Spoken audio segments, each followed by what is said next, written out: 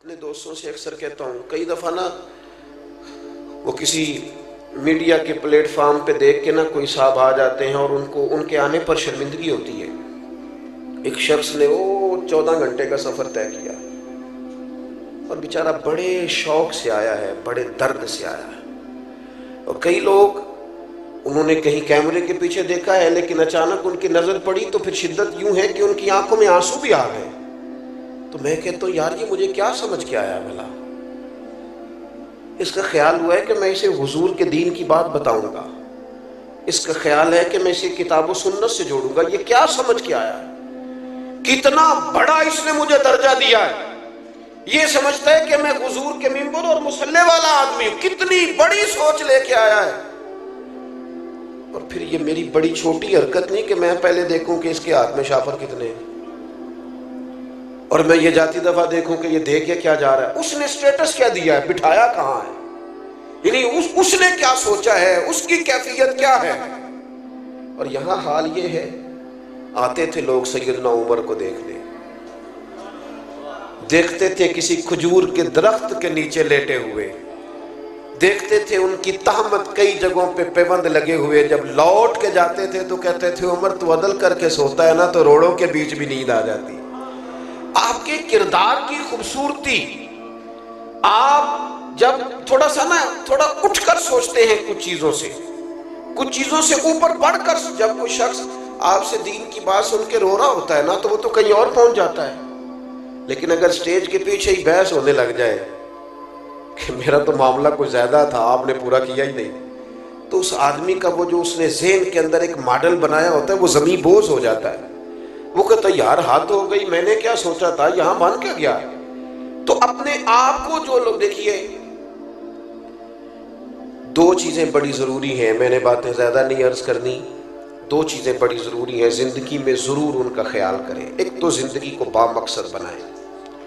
आपको पता है डिप्रेशन और टेंशन के ज्यादा मरीज अमीर घरों में होते हैं, क्योंकि उन्होंने जिस दौलत को टारगेट किया होता है वो अचीव हो गई, उनके पास आ गई। जिस मनसब और ओहदे का वो लालच रखते हैं वो अब आ गया। अब उसके बाद जिंदगी ज्यादा आरामदेह हो जाती है तो टेंशन और डिप्रेशन के मर्ज बढ़ जाते हैं। मकासद जिंदगी में बड़े पैदा करें, बड़े, और कुछ बड़ा काम जिंदगी में करने का इरादा करें। देखें, अल्लाह के रसूल सल्लल्लाहु ताला अलैहि वसल्लम ने फरमाया, जिस बंदे ने दरख्त लगाया ना जमीन पे, जब तक कोई चरिंदा परिंदा या इंसान नफा उठाएगा ना, अल्लाह लगाने वाले को अजर अता करेगा। हमारी ना ये सोच कभी नहीं बनती कि यार चलो मैंने अपने घर के अंदर इतनी मेहनत की है, और जो 1.25 करोड़ 1.5 करोड़ का घर बनाया उसके बाहर ना बिल्कुल गली में पानी खड़ा होता है। जिसने इतना रकम वहां खर्च कर ली है, वो अगर चंद हजार यहां भी लगा देता रफ़ाए आमा के लिए, आप हजरत से पूछ लीजिएगा, लोगों को खाना खिलाने का भी बड़ा नफा है और लोगों का रास्ता कुशादा करने का भी बड़ा नफा है। लोगों के लिए किसी किस्म का भी इसाले सवाब हम करते हैं, हमारे यहाँ मुरवजा तरीके के मुताबिक कर दिया जाता है, बड़ा अच्छा है, वो भी बड़ा उम्दा है। लेकिन जब हजरत साद ने आके अर्ज की थी, या रसूल अल्लाह सल्लल्लाहु ताला अलैहि वसल्लम, मेरी वालदा का इंतकाल हो गया है और अम्मा गुलाम आजाद करना चाहती थी, तो हुजूर मैं अगर किसी की गर्दन छुड़ा दूं, गुलाम आजाद करा दूं, गर्दन पिस जाता है वो बंदा जिसने किसी का कर्जा देना होता है। तू ये माना इससे ले ले, इस रवायत से ये वाला माना कर ले। कहा अगर मैं गुलाम आजाद कर दूं तो मेरी अम्मा को फायदा होगा, तो करीम ने फरमाया जरूर आजाद कर, रब तेरी अम्मा को उसका अजर अता करेगा। चल तू भी किसी का कर्जा माफ कर दे अम्मा के साले सवाब के लिए। चल वो जिसको तूने एडवांस दे के रखा हुआ है ना मुलाजमत पे, और तनख्वाह भी पूरी नहीं देता और बेचारा जा भी नहीं पाता, छोड़ दे उसके पैसे एडवांस के, उसे आजाद कर दे, उसका सवाब भी तेरी वालदा को जाएगा। थोड़ा सा ना जिंदगी में कोई कारनामा, कोई खिदमत। मेरे नबी पाक अलैहिस्सलाम ने फरमाया, जिसने अल्लाह की रिजा के लिए मस्जिद बनाई, और फिर हुजूर ने अगली बात भी पूरी खोल दी ताकि किसी बंदे के ज़हन में इश्काल न रह जाए। फरमाया, मस्जिद छोटी हो या बड़ी हो, जिसने रब की रिजा के लिए मस्जिद बनाई, अल्लाह उसके लिए जन्नत में घर बना देगा। मैं आपसे अर्ज करूं कि कोई काम जिंदगी में जो खैर काम से मुमकिन हो सके, कोई काम, और एक खास पहलू उसमें पेश नजर रखना बड़ा जरूरी हो गया है।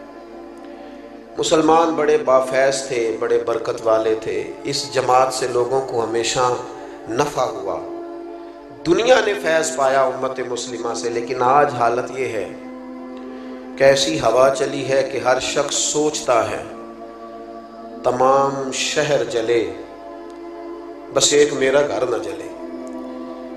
थोड़ा सा ना दूसरों के, हज़रत साहब मौजूद हैं यहाँ माशाल्लाह, एक बड़ी तादाद है उलमा की, बड़े माशाल्लाह मुनाज़रीन मौजूद हैं। मुनाज़रीन अपने दलाइल भी पढ़ता है और सामने वाले के दलाइल भी देखता है। इल्मी अकीदा ठीक हो तो राय का इख्तलाफ बड़ी जगहों पे हुआ है, लेकिन सारी ज़िंदगी सिर्फ मैं कह चुका हूँ अकीदा ठीक हो तो राय का इख्तलाफ इमाम आज़म इमाम शाफी के दरमियान भी।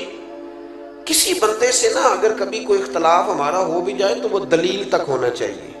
दलील मिल गई तो इख्तलाफ ख़त्म। हमारे यहाँ इख्तलाफ अब दलील की हद तक, राय के इख्तलाफ को, सिर्फ राय के इख्तलाफ को लोग बहुत बड़ा मसला बना लेते हैं और आजमाइश बन जाती है बड़े लोगों के लिए। मैं अब तो खैर कम जगहों पे जाता हूँ, लेकिन जहाँ भी जाते हैं ना जी, अभी भी 2 पर्चियाँ हैं मेरी जेब में, तो मैं कई दफ़ा कहता हूँ कि मैं पर्चियों वाला मौलवी नहीं हूँ, किसी मुनाजिर किसी मुहक्किक को दीजिएगा। लेकिन हर जगह ही पर्ची, जो बातें तय है ना बिल्कुल 100% तय, हमारे बुजुर्गों ने तय कर दी, उन पे भी लोग चाहते हैं कि कोई ना कोई बात की जाए, कोई ना कोई नया उन्वान छेड़ा जाए, इख्तलाफ राय हो जाता है। जो बाबरकत लोग होते हैं वो सारी जिंदगी किसी एक पहलू पर ही चीजों को तय करते ही नहीं गुजारते, वो आगे भी बढ़ते, वो कुछ काम भी करते। ये क्या बात होगी कि देखे ना, सहाबा किराम अलैहिम रिदवान के दरमियान राय का इख्तलाफ हुआ, लेकिन दलील की हद तक। हजरत उमर फारूक मिंबर पे तशरीफ फरमा है, कोई हुक्म देने लगे, हजरत अबू अय्यूब अंसारी खड़े हो गए। ये मेरी बात आपने याद रखनी है।